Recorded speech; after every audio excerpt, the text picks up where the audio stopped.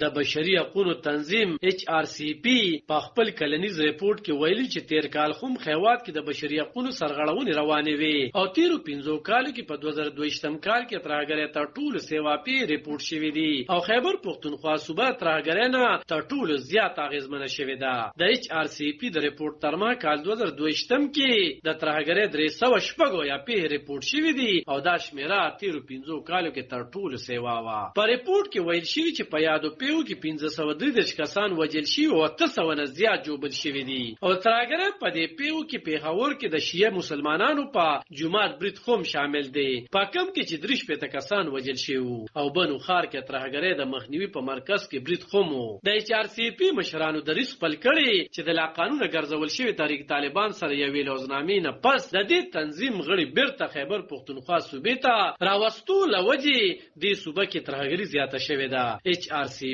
په خپل ریپورت کې ویل چې تیر کال هم په زوره د خلکو بېدرګه کولو لړۍ روانه وه او تیر کال د اپریل په میاشت کې د کراچۍ پوهنتون کې ځان وژونکي برید نه پس بلوچستان صوبه کې د خلکو په زوره بېدرګه کولو کې اضافه شوې ده د ریپورت وړاندې کولو په وخت د تنظیم مشران وویل چې د خلکو په زوره بېدرګه کولو مطلب قانون ماتول دي او قانون خو مخه خلک ماتوي چې د قانون نافذ کولو ذمہوار دي د تنظیم په وینا په زوره د اقلیتونو مذهب بدلولو لړۍ هم تیر کال روانه وه د غیرت په نامه 1900 نه زیات قتلونه شوي دي او 330 د هدفي وژنو په ریپورت شوي دي په ریپورت کې ویل شوي چې په کال 2022م کې 910 ماشومانو سره د جنسي تیرو په هم ریپورت شوي دي د HRCP ترمه په کال 2022م کې هم د رای د اظهار ازادي پقله پاکستان خنل پاتې شوي او د کال د صحافت د ازادي پقله د 300 خیوادونو نوملړ کې د پاکستان درجه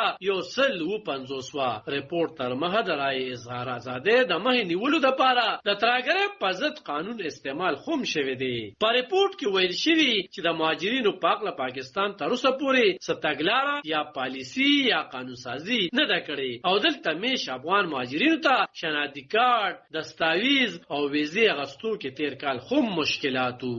عالم خان شیرپو دلبر نیوز 400